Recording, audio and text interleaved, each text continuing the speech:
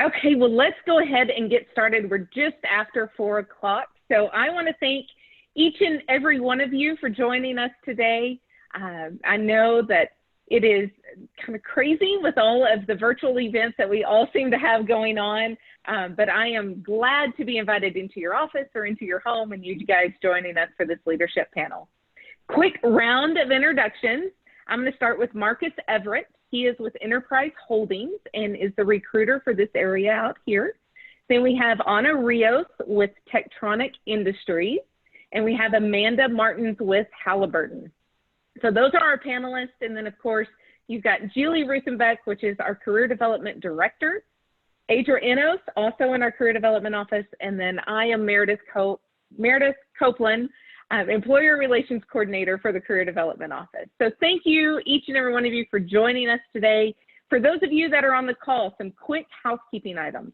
We are going to be utilizing the poll feature as well as the Q&A feature. So you guys have a real opportunity to steer the conversation and what you are wanting to hear from our employers, how their programs are working, and really what they're looking for. So we are here to really help you elevate yourself above the crowd through that career search. So we'll start first and foremost. I'm going to go ahead and kick off a poll here. And it's really just going to be, let us know what year of study you're in so we know who we're talking to. So I'll kick that off. And as that is going, Marcus, let's start with you. Tell us a little bit about you and Enterprise and kind of the area that you recruit for. Absolutely. Well, thank you, first of all, for the invitation and the ability to have an audience of hopefully, very interested audience out there. I always love to share the wisdom that I've gathered over the years. We're all in this together when it comes to finding students jobs, the way I see it. So I have been a recruiting manager for Enterprise for 11 years now, actually. It's crazy when I say that out loud. I started 14 years ago with Enterprise in the Austin area out of college, worked my way up to our management trainee program, and I was a branch manager for about a year before I transitioned over into this division. As far as our recruiting territory, we are actually a huge part of Texas. You basically take everything that's not Dallas, Houston, or San Antonio South, and that leaves everything that we cover. I have a team of recruiters, a team of 3 recruiters. I'm good, but I'm not that good. I can't cover all that territory by myself. And we are almost exclusively hiring for our management trainee program. That's where everybody starts. That's where I started. That's where the CEO of our company started. So a career in customer service and sales with advancement is what this is all about. Awesome. Amanda from Halliburton, tell us a little bit about you and those opportunities you're recruiting for and some of the history. Yeah, absolutely. Like Marcus said, thank you for having us. So I am the university recruiter, so I'm not a manager like Marcus. Our program we're divided by schools, so I cover ASU. I've been with Halliburton for a year now, but I am not a stranger to Halliburton. I like to jokingly say Halliburton runs through my veins. My dad has worked for the company for 37 years. He's based in England. I have 2 brothers that work for Halliburton. They're based in Saudi Arabia and Australia, and then I'm based in our headquarters in Houston, Texas. I've been in university recruiting for a while now, even though I've been with Halliburton for a year. I've been in university recruiting with other companies. As of right now, Halliburton, an oil and gas service company, we are recruiting for our Athlon division, our Athlon department, which is a rotational program that is based for chemical engineers or anybody in the STEM field in general, anybody that's interested. I'm recruiting for interns that will potentially feed into the program, and then full-time employees that will feed into that program as well. Okay. And Ana, talk to us about Techtronic Industries and what you guys recruit for. Okay, awesome. So I am actually a territory manager for Techtronic Industries in Texas. I actually joined TTI about a year and a half ago, and I was in the first position, which was the sales and marketing representative position, for about a year. And I have been a manager for just a couple months. But but it's been a great journey. TTA actually started its leadership development program, in which you basically start as either an event marketing specialist or as a sales and marketing representative. They started it in 2007, right before the recession. The company decided to take a huge risk and actually invest a lot of money in talent, hiring, recruiting, and training, and it's paid well off. We started just with a couple dozen of reps around the nation, and right now we're over 1,600 reps. And this year we actually started with our new retailer, Walmart. We just implemented our newest brand in there, and we are currently having 156 reps on the field for Walmart, but we're looking about hiring 90 different people across the country for that program. And then in addition to that, we are still looking for internships for next summer. So that also gives you a great opportunity to try and do that internship. And if you do like it, then go and get a full-time opportunity with us for a sales and marketing representative position moving forward. Awesome. So we strategically chose this leadership panel and those leaders on our panel with the diverse background that they're in, because each one of them has been affected slightly differently, depending on the pandemic and how it affects the market. And so Anna, you just finished us, so kick us off with how Techtronic has responded to the pandemic and how that's affected your day-to-day work. Yep, well, I feel like it's been a little bit crazy, but it's actually helped our company grow. We have our reps working on the field alongside with Home Depot and other construction companies. So that has been nonstop even through COVID. We actually didn't stop hiring. We actually started hiring even more. We started this new heart program this year through COVID. We canceled not even one of our interns for this internship summer. So that shows a great deal of it. Our precautions are just basically, wearing masks the 8 hours that we're on the field, keeping those safety precautions, and keeping in the lower end those in-person meetings. Now everything is basically turned online. We're actually hosting our quarterly meeting next week, and it's all going to be in Zoom. So that would be basically the only big impact that we have seen. But recruiting has, kept going, and we are actually still looking for a lot of people all over the country because the business just keeps going up. All right. Marcus, what about you guys? I know the travel and hospitality industry has been hit pretty hard. Yeah, that is obvious, I think, right? In total honesty, when this first happened, it was something that we've never experienced. We've been through, I was here as a manager actually in the recession in 2007, 2008, and that was interesting. But this was a whole nother ball game for us. And at this point, as probably most people figured out, the airline industry itself still hasn't recovered, and our airport division of our company is definitely still feeling that. But our home city operations are actually pretty good. We've made a pretty good recovery. People still need cars at the end of the day. I'm sure we all drive around and see, hey, there's a lot of cars out there driving. So we've made a pretty good recovery. It really is a tale of all across the country and really worldwide, actually. Different spots are stronger than others, but we've come back about 70% of our business from where we were before. And that 30% is really the airport business that still needs to recover, and we'll get there. But it's going to take time for people to really have the confidence and for business travel to come back and stuff like that. But overall, without our people, we'd be nothing. And I can't, say enough good things about how awesome they've been to this, and just being able to see our people taking care of our customers, even with everything that's going on and the challenges that this whole pandemic situation presents, especially when people are getting into a vehicle that they might be in for days at a time, weeks at a time sometimes. It's just awesome to have our good people have our back and have faith in the company and weather this storm. Amanda, you can bet that you're up next. So talk to us about how this has changed with Halliburton. I know you and I have had a lot of conversations through the semester, so share a little bit with our attendees. Yeah, The oil and gas industry in general is very cyclical, and unfortunately, we're in a downturn. But a couple things attributed to that, right, for this year. The first was COVID. Unfortunately, it having such a huge impact on the travel industry. Obviously, oil consumption is quite less. And then the second thing that happened was the OPEC crisis, the kind of contingent battle between Saudi and Russia. And so all of that happened within basically 30 days. And so our industry just took a huge beating, and especially with Halliburton being a service industry. So our customers are the oil and gas companies, the Shells, the Chevrons. Our business was just not getting any more business, unfortunately.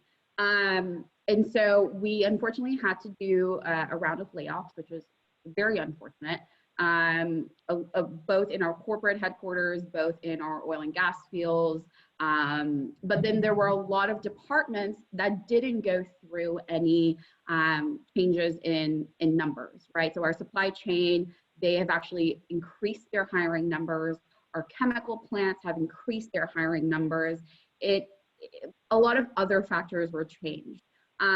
What we're seeing now, though, in Q4 for 2020 is an uptake in our business. We're actually hiring back quite a few employees that we unfortunately had to lay off earlier in the year. We are seeing our trends get higher, our hiring trends get higher. Our recruiters are being busier than they've ever been throughout the year right now. What we're doing in terms of university hires and entry-level recruiting is that we're kind of, right now we have a small, spot for entry-level hires. What we're trying to do is hire back almost everyone, unfortunately, that got laid off first. In 2021, we expect our numbers to be much higher in terms of entry-level recruiting. So we expect January to March to be the busiest we've ever been in terms of, we're right now creating a virtual internship program that we're hoping to roll out during the summer, because we had to cancel our summer internship because our business was a mess literally in the month of May, and internships start in May. So it was a little messy for us, but we were able to make a promise to our interns. They accepted offers where they would spend their summers with us, getting an educational value, but also a monetary value out of it. And unfortunately, we couldn't give them the educational value because we had to cancel internships due to a lot of interns share housing accommodations. We didn't want COVID to be a rampant factor with that, and all of that jazz. But we did give them half of what they would have made during their summer internship to help with, a lot of our interns end up using their summer money to pay for the fall semester, right? Or to pay for books or to pay for housing. So we give them about half of what they would have had.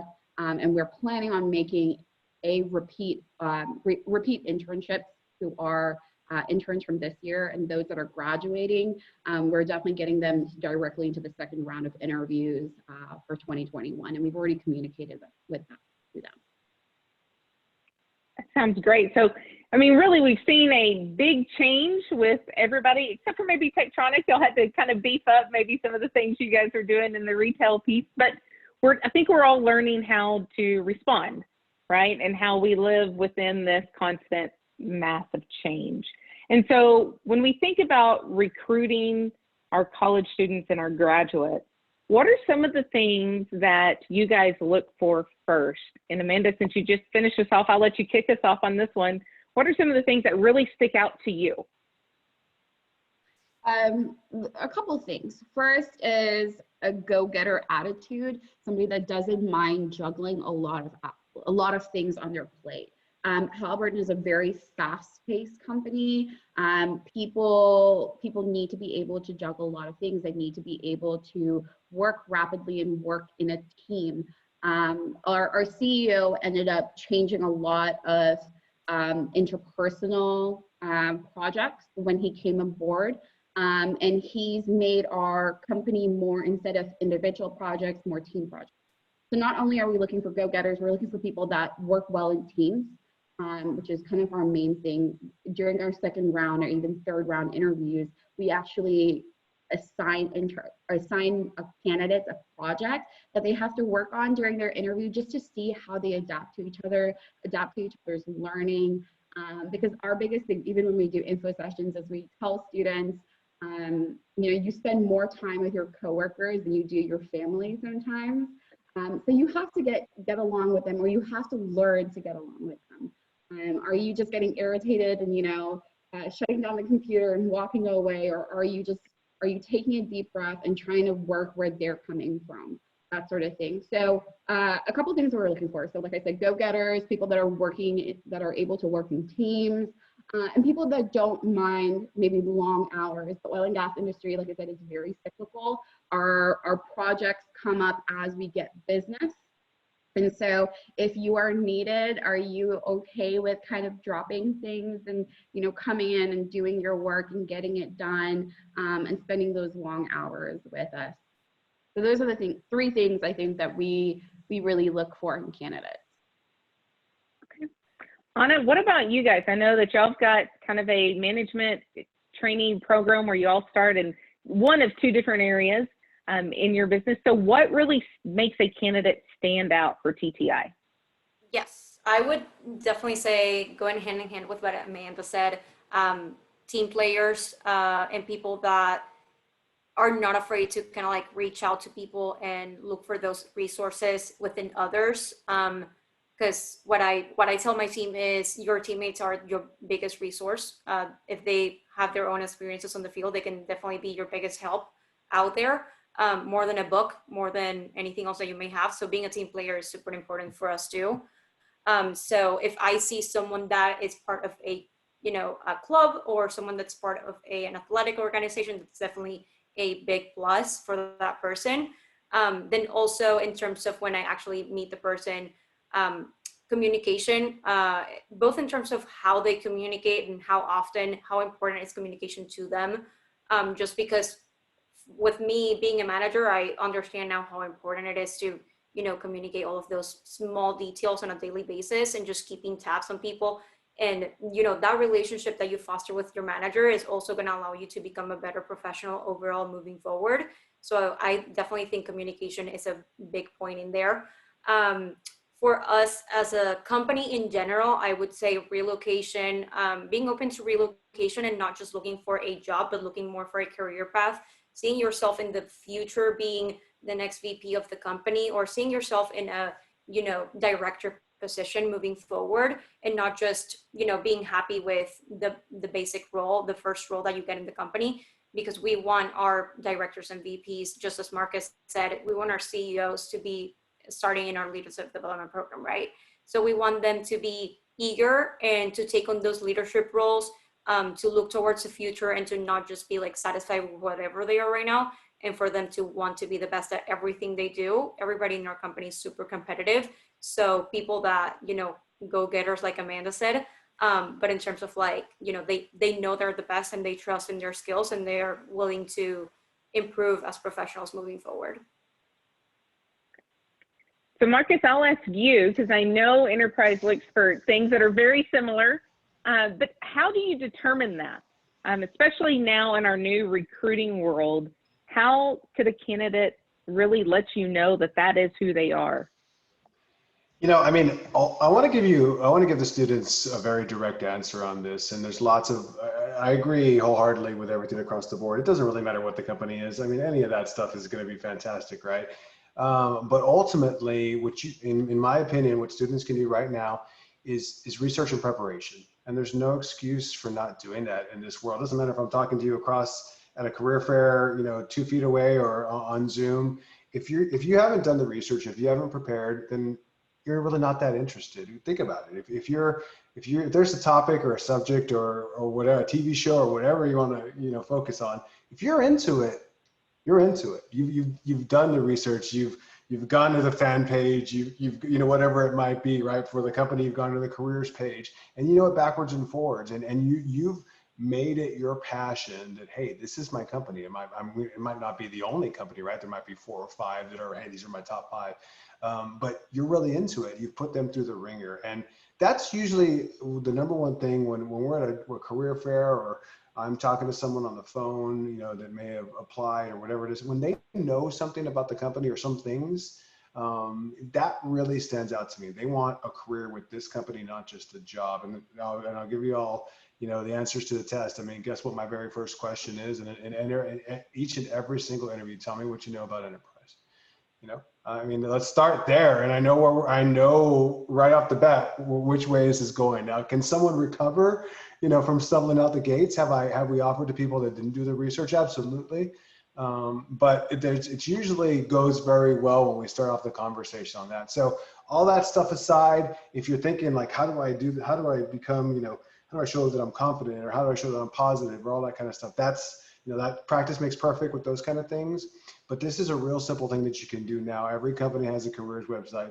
I'm sure all of y'all know Glassdoor or the Muse. All your people in your career services, guess what? They've been doing this. They know a thing or two about these companies. They can point you in the right direction. And you want to stand out from the crowd, that's the first thing that you need to do. Okay. Well, that kind of leads me perfectly, Marcus, thank you, into our next poll. And so the next thing I want to do is just kind of ask everyone, really, what is your career search jitters? There's a lot of things that are changing with people in careers right now, changing how we interview and what we're looking for. There are different tips that you can hear from everybody on your resume and cover letter. And so let us know and help steer the conversation in that. But talk to us a little bit about how your interview process is and how it has maybe changed a bit, knowing that so many things are virtual now.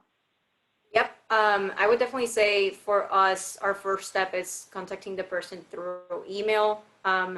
Obviously letting them know that we want to contact them over the phone. Then we just do a quick phone call, which is not really any type of interview per se. It's just to see if that person would be the right fit, and vice versa, just kind of like pitch to them what the position is all about, so we don't actually waste our time setting up a meeting in person, and you know, if they're not really interested in the position.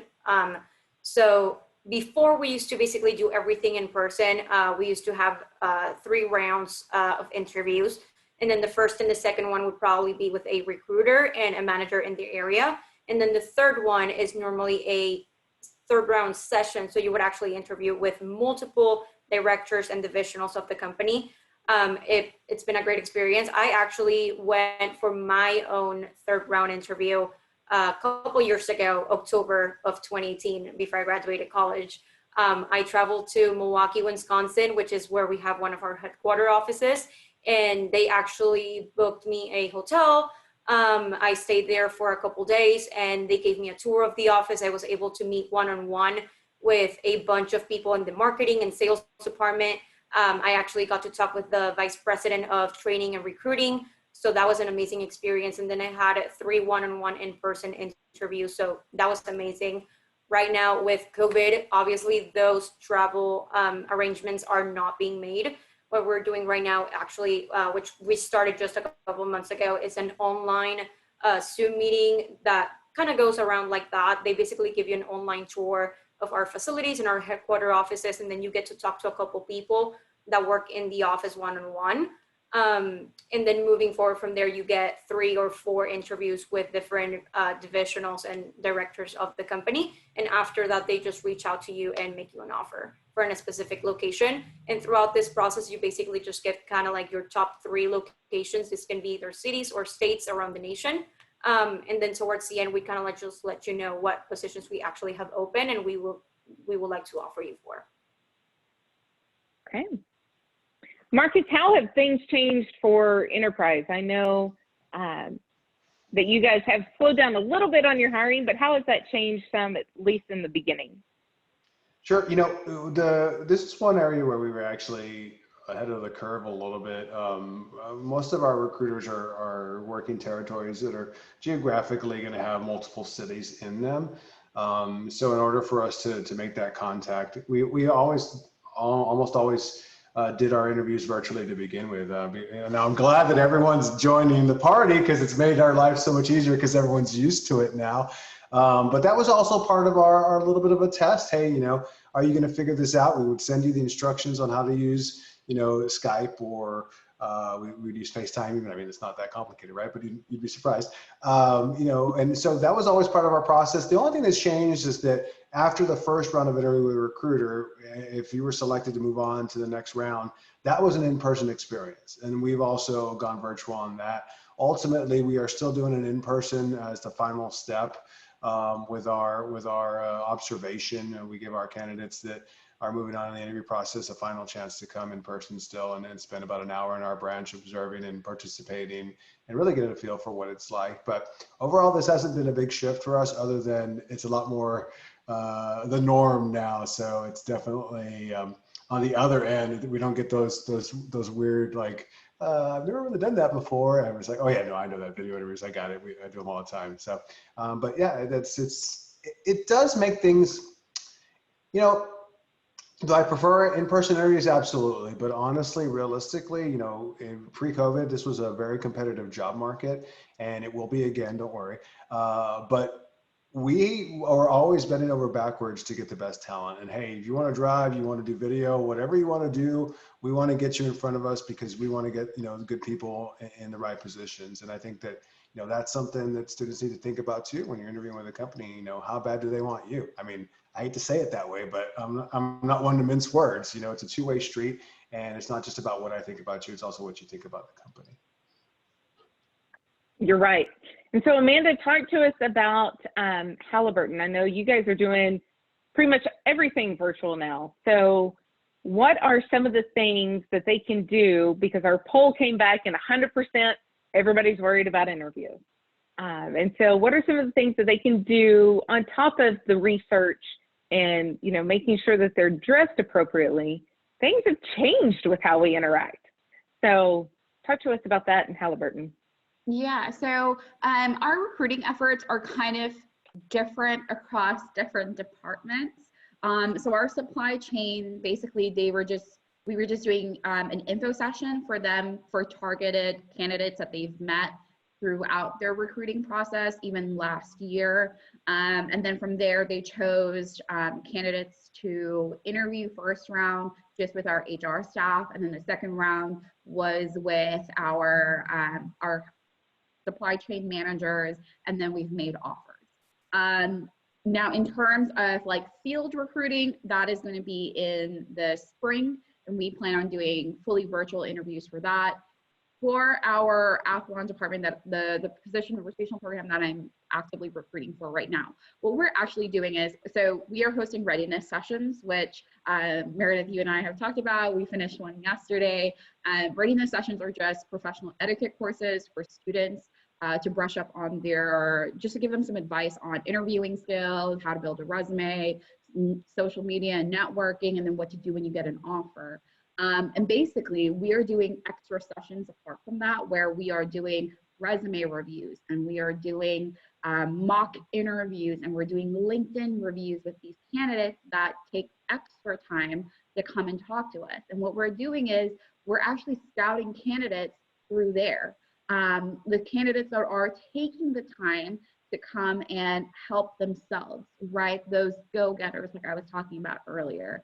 So I'm actually finding candidates through there. I'm putting them into the system, and I'm actually scheduling a separate call with them and to see if, hey, would you be interested in this type of opportunity that I kind of talked about a little bit earlier? If they say yes, I'd like some information about it, I end up emailing them, I get them in touch with a manager. We'll be doing an info session about the program in itself in November, and then we'll start making offers in December, hopefully.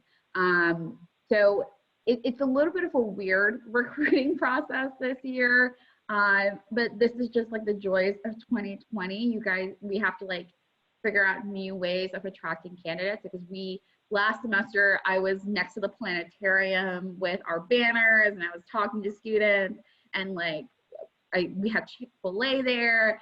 I can't do that anymore. Halliburton has travel restrictions. I can't travel to any university, unfortunately. I can't interact with students that way. So we're doing these extra steps, these extra courses to try and find the right kind of candidate, because what we are trying to get to our exec board now, our team, what we're trying to convey to them is, instead of looking at the quantity of students that we're meeting, look about the quality of the students that we're meeting, the ones that are taking that extra step, taking that initiative and going out there and getting used to us. So I'll give you an example. So usually at an A&M career fair, just because I haven't been to an ASU career fair yet, we usually meet 700 students over a course of 2 days. Obviously, that number for this semester is way less, but we're actually getting better quality of students that way. And so I love that. I'm actually preferring that now, that more one-on-one approach and finding the right candidate. Obviously, this might change when we have higher hiring numbers and larger hiring numbers, but as of right now, because our hiring numbers are small to medium, I'm able to be more selective in terms of recruiting and recruiting the right type of candidate. So Marcus and Anna, I'll open that up. So I know that the way a candidate gets to an interview is a little bit different today. And so we've got different opportunities like virtual showcases and leadership panels like this one. How often do you guys keep in mind or recognize names based on their activity or engagement during events like this? Either one of y'all can take it. I mean, absolutely. I can tell you, I can think of just even when, the subject was brought up I can think of right off the top of my head, 5 people in the last year that I've hired that we met at events, whether it was a mock interview or a panel discussion, like you said, Meredith. I mean, do you definitely stand out from the crowd? You guys, students pay for career. I don't know if you all know this, but you pay career services salaries. So you might as well be using the services that they're offering you. And that's just the difference. It's just a difference. I love what Amanda said, the go-getters go and get it. It's not just to say it, it's those words mean something. So, I mean, I have a lot of successful people that I've met at events that even as freshmen, and that's super impressive. When I meet a freshman or a sophomore at an event, I'm like, wow, you're already taking, the lead here by putting yourself out there and really on top of it. That's the type of people that anyone on this panel is going to want to hire.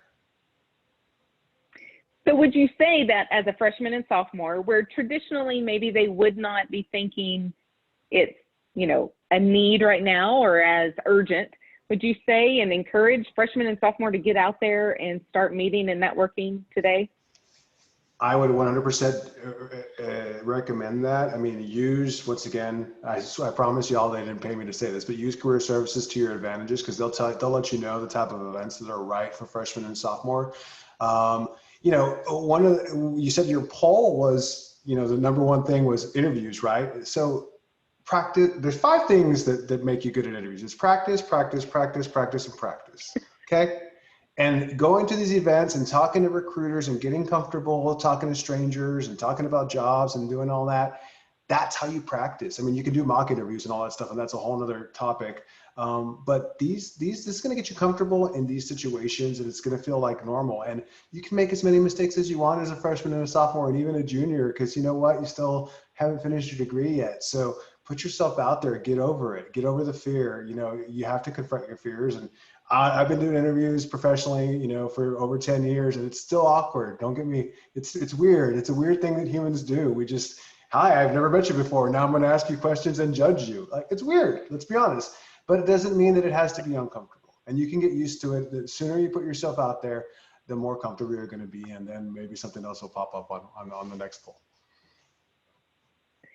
So Anna, talk to us about how, really, I know you and I have talked, every interaction almost counts as an interview. And so there's quite a few that you are meeting through non-traditional means right now, especially through COVID. And so how would you really give tips and tricks to these students that are always meeting employers, but maybe they're not considering the fact that they're actually interviewing them? I would definitely say, especially with everything now being online, there's 2 things that I would say are key.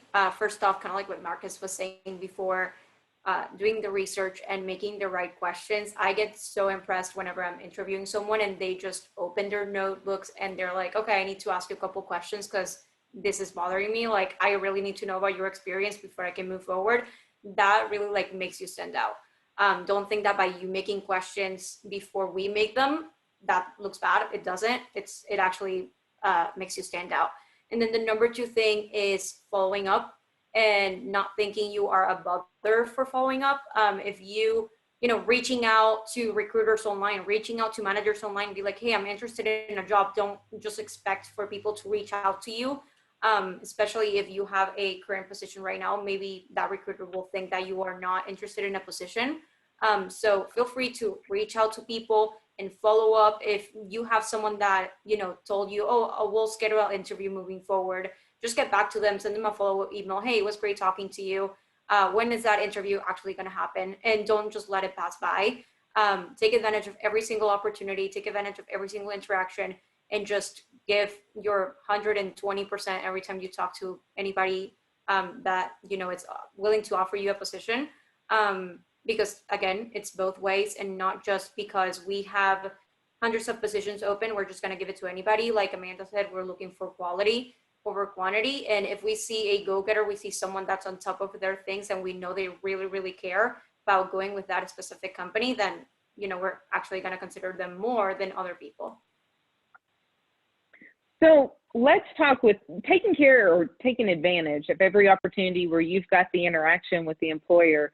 What about these applicant tracking systems where maybe the first interaction isn't the perfect match between the two, but you stay in that applicant tracking system, you stay with your notifications up? What are your guys' tips on that? And do you use an applicant tracking system? And Amanda, we'll start with you. Yeah, if I could just like pop a couple words into your last question, if that's okay. Yes, go ahead. I always tell students, I have like a weird knack for faces or names, one of the other. And so there have been times where you consistently meet a candidate, or you consistently see the name of a candidate. Bring that interaction up with the recruiter every time you meet them. If you say, hey, I'm not sure if you remember me, but I attended your last session about blank, blank, blank, or I attended your info session, or I attended something. If you make that personal connection with a recruiter, they're more likely to fight for you for any internship or possible opportunity, or you'll be at the forefront of their minds if something randomly comes up, and they'll be like, oh wait, I remember like Meredith was such a great candidate. I would love to get that type of person in the company.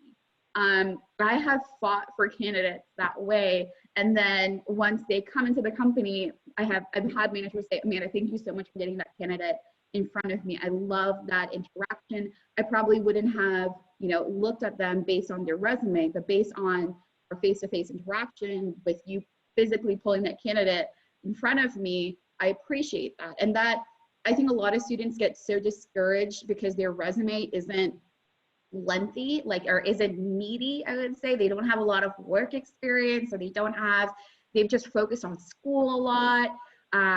They're not part of student orgs. And like that, unfortunately, sucks. Like going back to your current question now, like our applicant tracking system, yes, we're like kind of looking at that when we get hundreds of applicants, right? We're looking at certain things to review, and you might get passed over based on that. But if your personality when we meet face to face or virtually is so magnetic, if you are taking the time and you say, hey, Amanda, I understand my resume is not very meaty, but I'm looking for opportunities. I'm looking to prove myself. I'm more willing to take a look at your resume again. Maybe I'll sit with you and see, can we pull some resources from things that you didn't think about to add to your resume? Can I give you tips and tricks on your interview to maybe say, yes, I haven't experienced that before, but if I ever was put in that type of situation, this is what I would do.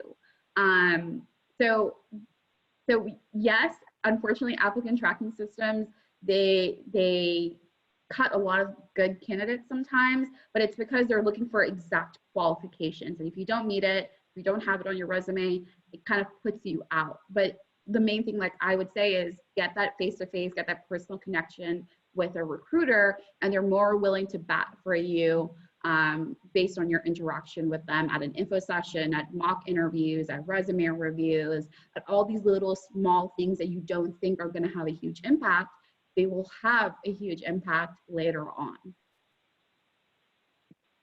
So let's talk about these interactions, and let's take them to more of a social media piece and a social media thought. So how important is social media to you guys? What do you guys look at, or any horror stories from looking at social media if it has happened? Because a lot of students are using LinkedIn. A lot of students are active on Instagram and some of the other ones. And so how does that affect their candidacy with you guys? And Anna, I'll start with you. I would say having a LinkedIn profile nowadays is like extremely important. And having a profile picture is one of the most important things of, as part of the LinkedIn profile. I've seen some very creative ones that have, their certificates, that have their resume, and they're attached as a document. I would say being an active poster may look good and may just give you opportunity for spotlight, considering that once one of your connections actually likes or shares your comment, that shows up in their connections profiles as well. So if what you want to get is more exposure to recruiters or managers, then that definitely gets you it. So I would say if you can get involved into LinkedIn, that can definitely help you out. But having, a polished and informative profile, I think it's pretty important. If I'm looking for a recruiter, let's say I receive an application in Handshake, I can just basically see their very, very basic information, just kind of like what their degree is and what year they're graduating. Sometimes I don't even see a picture in Handshake. So then I'll go and I look them up in LinkedIn. But then in LinkedIn, if I don't see their profile, or I don't see a profile picture, I don't see any information of their background, I most likely won't feel super confident about contacting that person, right?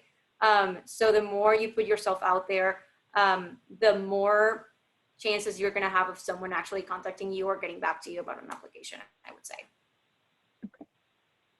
So online activity and being involved in those online conversations and all that can be great. But are there any times where you guys maybe have a horror story about getting involved in the wrong conversation or in something that's a little bit more divisive? And Marcus, will go with you.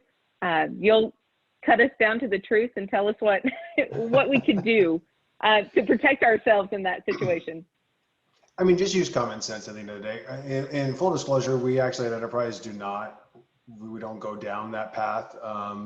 We really believe in the separation between personal and professional. Now, once you become an employee, there's a little bit of, some fine print in there as far as what your interaction, what you can and can't share. There's actually a disclosure that our employees are required to adhere to. But yeah, we want to judge you on what your professional resume is, if you will. And I agree 100% with the LinkedIn advice. And like Amanda said, when you're meeting so many people sometimes and you're looking at so many applicants or resumes or whatever it might be, it helps to have that LinkedIn profile where we can go look you up and connect with you and kind of put the name to the face, if you will. But surprisingly, but we like to give people a chance to put their best foot forward and judge them based on the professional image that they put out there. But better safe than sorry. Amanda, do you have anything to add to that? Do you have anything to add to that about how to really protect yourself while you're out there on social media? Yeah, in terms of like personal social medias, like Instagram, Facebook, Snapchat, make all of that private. That's my biggest 2 cents. Even like in terms of university recruiters, put that on private because students are also looking at recruiters' profiles, unfortunately. So same things with students, just make everything private.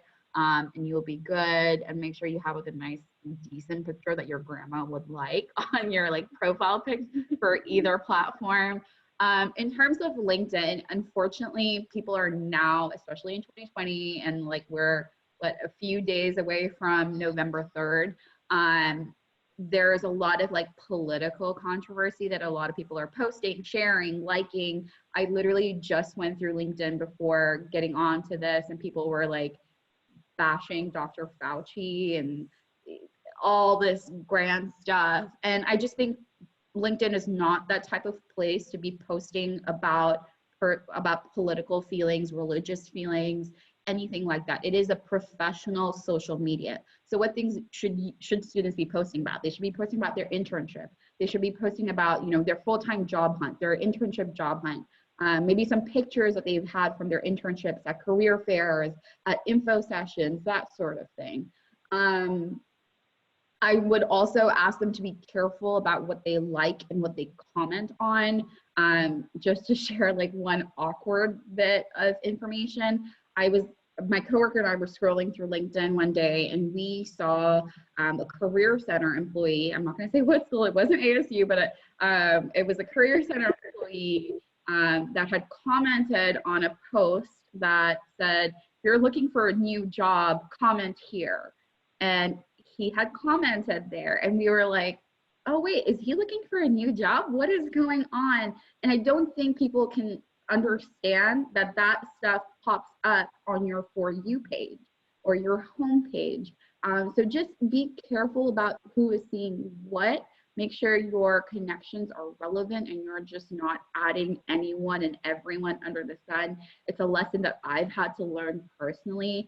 When I was like graduating college, I was just accepting everyone. I was adding everyone because I wanted to see him, like my LinkedIn was up and happening. And then later on, I was like, man, I have to unadd all these people. Like people are so weird, and they're not contributing to my posts, right? Are they resharing my posts? Are they liking my posts?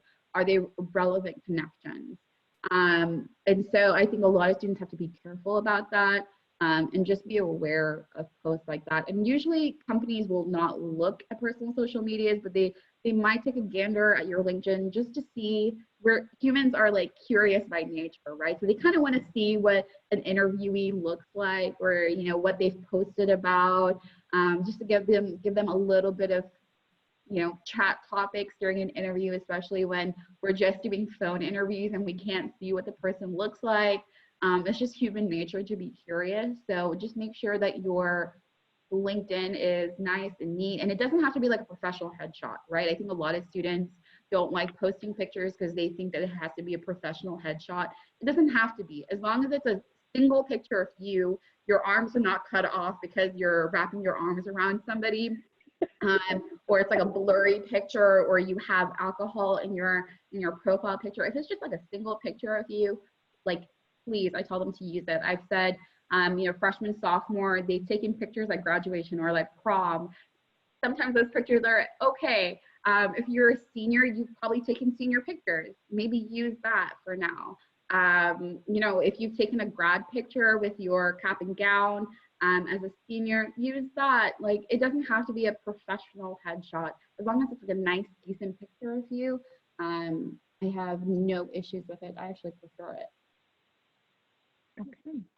Well, we are getting close to the end of our hour. So I'd like to open up and just kind of reiterate, you guys utilize the Q&A session. Let us know if you've got any questions. We would be happy to answer them. But let's go ahead and just share, as we kind of wrap up, some of our pet peeves or horror stories, whichever one is better for you. I mean, we'll just kind of play with the whole October theme for the moment, and what we could stay away from. So Marcus, we'll start with you. What is either a pet peeve that you've got when recruiting, or a horror story maybe we could make sure we don't repeat? You know, most people are probably gonna think I'm gonna say something juicy, but it's really simple. Like, there's so many times where I get a resume without, this is crazy to say, but without an email address, or without missing a digit on a phone number, or, you know, everyone's so obsessed with their resume, but they get so obsessed sometimes they forget to double check it. And honestly, at the end of the day, and you know, this kind of goes back to the applicant tracking system question earlier, I really look more at applications than resumes, and I'll tell you why. Because it's the same for everybody, right? It's the exact same fields for everybody, and that's a little bit of a test. How much time did you take? So that would be my number one piece of advice. Like, we're we don't get a report on how long it took you to fill out the application. So take your time, double check your phone numbers, double check your email address, because there's been so many times where I'm like, oh my God, I want to call this person right now. And oh, wait, I'm missing a digit. I guess I'll just call every number until I figure it out. You know, I mean, so it's really seems so simple. And I think sometimes the most obvious things are the easiest to overlook. Anna, what about you? I think my biggest one is whenever you actually schedule a phone call, then when, let's say they schedule a phone call with me to talk about the leadership development program, if I give them a phone call for them to know who's calling them, you know, have it on their calendar. But, you know, Anna Rios from TTI is going to be calling me this day at this time, because I really, you know, I really do not like it when the candidate answers the phone. They're like, oh, who is this? Oh, yeah, wait, what is TTI? Like, I don't even know what you're talking about. Like, I don't remember applying for that. Or, oh yeah, I probably applied for that because I was applying for 100 different jobs. So that definitely doesn't look good. So if we are taking the time to actually letting you know in advance that we want to call you, and we're scheduling that call at your preferred time, then at least write it down so you know who is going to be calling you, and you don't have to making these awkward questions, making it even worse than it already is. All right. Amanda, any last words that you'd like to add to that too? Yeah, I mean, Marcus and Anna kind of got my two, but I will say, like, a really small thing that takes me off sometimes is not as having candidates not setting up a voicemail if they're forwarding my call, because I have no way of contacting them. They're not responding to my calls. Sometimes they don't even call back the number. I have no way of contacting them. And emails, they don't respond to emails sometimes. So it's just something so small. Set up your voicemail. It can be a robotic voicemail. As long as I can give you a callback number and tell you the reason why I'm calling you, it makes such a huge difference. And it saves me the trouble of having to try to call multiple times. And then, you know, I've heard a couple times where students were like, oh, well, I interviewed at Halliburton and then I never heard anything back. I tried calling you like 12 times and you didn't answer, and I couldn't leave a voicemail. So don't blame me. So it's just unfortunate. So one really small thing is just to set up your voicemail. All right. Well, really, it sounds like all the pet peeves come down to details, right? Paying attention to where you've applied, paying attention to what you're putting in, and what you're submitting to the companies, and then just paying attention to make sure they can contact you back. Well, awesome, you guys. I certainly appreciate it. We have not gotten any questions, and so we'll just start signing off. But I certainly appreciate you guys taking time out of your afternoon to join us and open up for our students. I know that it's beneficial for them, it's beneficial for us, and we love having you. So thank you. Thank you, Meredith. Thank Fantastic. you. You I guys love have this a great opportunity. Had so much fun. Thank you all. You're Perfect. great. Looking forward to having you on campus. Thank you. Y'all have One day. Yes. perfect. Well, you guys have a great rest of your evening, and we will talk soon. Appreciate it. Bye. You have a great rest of your day, guys.